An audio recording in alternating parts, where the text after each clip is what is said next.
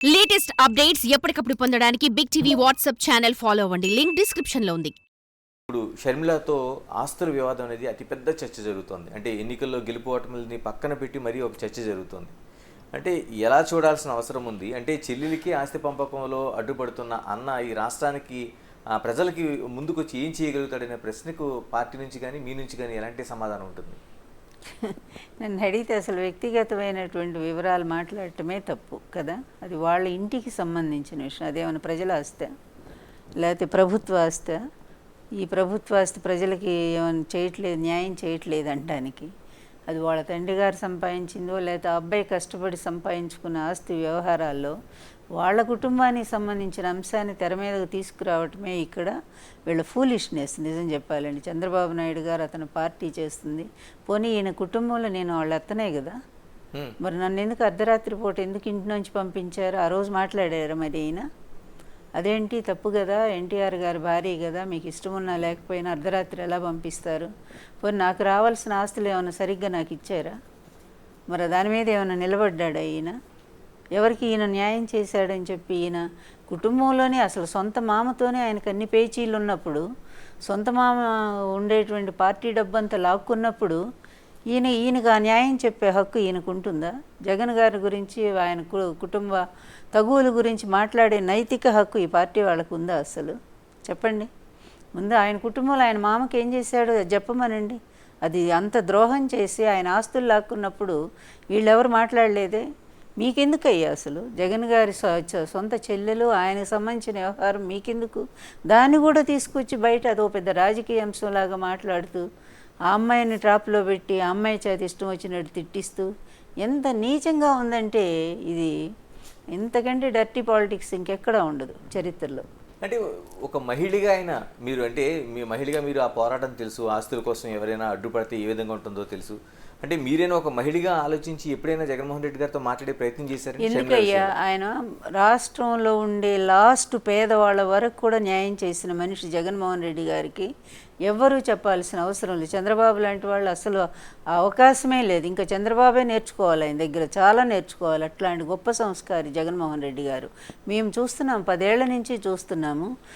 ఎవ్వరు ఆకలితో కూడా బాధపడకూడదు, పేద వర్గాలు అందరూ సంతోషంగా ఉండాలని 2,70,000 కోట్ల రూపాయలు పంపిణీ చేసిన వ్యక్తి సొంత చెల్లికి అన్యాయం చేస్తాడంటే నమ్మాలా? వీళ్ళు చెప్తే నమ్మాలా? ఆస్తులు, తండ్రి ఆస్తులు ఎప్పుడో పంచుకున్నారు వాళ్ళు. ఇప్పుడు అన్న కూడా మొన్న ఆయనే కదా బయట పెట్టారు. ఇంకా మనం మాట్లాడటం ఏమన్నా అర్థం ఉందా దానికి?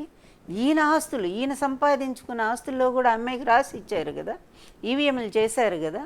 చేస్తే ఆమె ఎంత కుట్ర తెరదీసింది. ఇప్పుడు అది ఈ టైంలో మరి ఏదంటే అటాచ్మెంట్లో ఉన్నాయి కనుక కదా, ఈడీ అటాచ్మెంట్లో ఉన్నటువంటి ఆస్తులను ఎప్పుడైనా ముట్టుకోవచ్చా? దాన్ని ట్రాన్స్ఫర్ చేసుకోవచ్చా? అది అబ్బాయికి కదా కేసు. మళ్ళా తెలిసి కూడా కావాలని ఎందుకు చేసింది? తప్పు కదా అది. అందువల్ల కేవలం చంద్రబాబు చేతిలో ఒక పావులాగా మారిపోయి ఇష్టం వచ్చినట్టు ఆడుతున్న షర్మిల గారి మాటలో న్యాయం ఉందని మీరు నమ్ముతున్నారా? అంటే ఆ రోజు మేమే కాదు, ప్రజలు ఎవ్వరూ నమ్మట్లేదు. జగన్మోహన్ రెడ్డి నిజాయితీపరుడు, అతను ఎవరికి అన్యాయం చేయడనేది స్ట్రాంగ్ బిలీవ్. అంటే ఆ రోజున ఏదైతే ఎంఓఈ చేసుకునేటప్పుడు కేవీపీ రామచంద్ర కావచ్చు, వైవి సుబ్బారెడ్డి కావచ్చు, వీళ్ళందరూ దగ్గర ఉన్నారు, ఆయన అంగీకరించాడు అనేది కదా ఇప్పుడు వైఎస్ షర్మిల చెప్తున్నది. ఎంఓఈ చేసుకున్న తర్వాత అందులో ఏముంది? కండిషన్ ఏముంది బాబు? ఆస్తులు రిలీజ్ అయిన తర్వాత, మన కేసు పోయి ఈడీ నుంచి రిలీజ్ అయిన తర్వాత మీరు తీసుకోండి అని చెప్పి అదే కదా లాస్ట్ లైన్, అదే కదా. మరి ఇంతకు ముందే ఎందుకు ఆమె వాళ్ళ అమ్మతో బలవంతంగా ఎందుకు ట్రాన్స్ఫర్ చేయించుకుంది చెప్పండి బాబు? అస్సలు కుటుంబ వ్యవహారాల్లో తలదూర్చడమే తప్పు నా విషయంలో. ఇప్పుడు నేను కూడా నా విషయం ఏనాడు వ్యక్తిగత విషయం పెద్దగా నేను ఎప్పుడు మాట్లాడలేదు. ఇక మా కుటుంబంలో గొడవలు ఇలా ఉన్నాయి అలా ఉన్నాయి ఎప్పుడు ఎన్టీఆర్ జరిగిన అన్యాయం మీద నేను మాట్లాడుతూ చంద్రబాబుని టార్గెట్ చేశాను తప్ప నేను కుటుంబ సభ్యులను ఎవరిని నేను ఎప్పుడు టార్గెట్ చేయలేదు. మనకెందుకయ్యా వాళ్ళ కుటుంబంలో విషయం? మా కుటుంబంలో 100 ఉన్నాయి ఈరోజు, ఒకళ్ళు చాలా ఉన్నాయి సమస్యలు. ఇవన్నీ కూడా మాట్లాడితే బయట ఊరుకుంటారా? ఎప్పుడు అట్లా మీ ఆడవాళ్ళంటే ఒక రకమైన ఇది, బయట ఆడవాళ్ళంటే మాత్రం అనొచ్చు అన్నట్టుగా ఉంటే ఇట్లా తప్పు. ఈ ఆస్తి వివాదంలో షర్మిలని వైసీపీ పార్టీ నుంచి టార్గెట్ చేస్తున్న తీరు, అంటే చివరికి విజయమని అనుమానిస్తున్న తీరు కావచ్చు, లేకపోతే చాలా వరకు షర్మిలని టార్గెట్ చేస్తున్న తీరు కావచ్చు, ఇవన్నీ చూస్తుంటే ఏమనిపిస్తుంది? మీరు మళ్ళీ మళ్ళీ ఏకపక్షంగానే మాట్లాడుతున్నారు నన్ను అడిగితే. షర్మిల్ని జగన్ టార్గెట్ చేయట్లా. షర్మిలే జగన్ని చేయటానికి, రాజకీయంగా లేకుండా చేయటానికి ఆమె ప్రయత్నం చేస్తూ ఉంది. ఆమె ఎవరి అధీనంలో ఉన్నారో అందరికీ తెలిసినటువంటి విషయమే, కాదని అంటారా? చంద్రబాబు చెప్పినట్టు ఆమె ఆడుతున్న మాట వాస్తవం కాదా? ఆమె సొంత పార్టీని వదిలేసింది. చంద్రబాబు నాయుడు గారికి ఏదన్నా విమర్శ రాగానే ఆమె వచ్చి సమాధానం చెప్తా ఉంది. అందువల్ల బాబు, ఈ రాజకీయాలు ఆడించడంలో మహాదిట్ట చంద్రబాబు నాయుడు. ఎవరినైనా ఆయన కొనేయగలడు, ఎవరినైనా మేనేజ్ చేయగలడు. కోర్టులనే తప్పుదారి పట్టించిన మహాగణుడు, 18 కేసులు వస్తే పక్కదారి పట్టించిన మహాగణుడు ఆయన.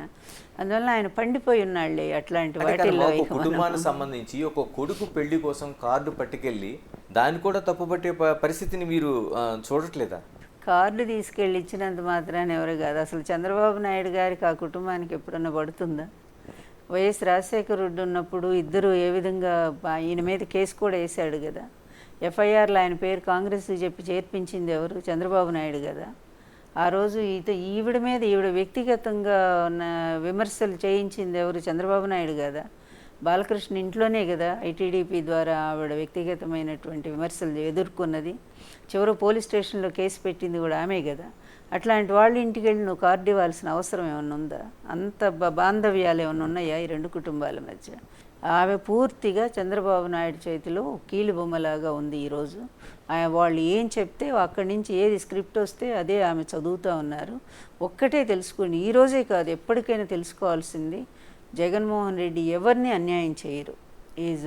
ఆయన అంత జస్టిస్ పాటిస్తారు, ప్రజలకి న్యాయం చేస్తారు, కుటుంబానికి న్యాయం చేస్తారు. For more videos like this, subscribe Big TV channel.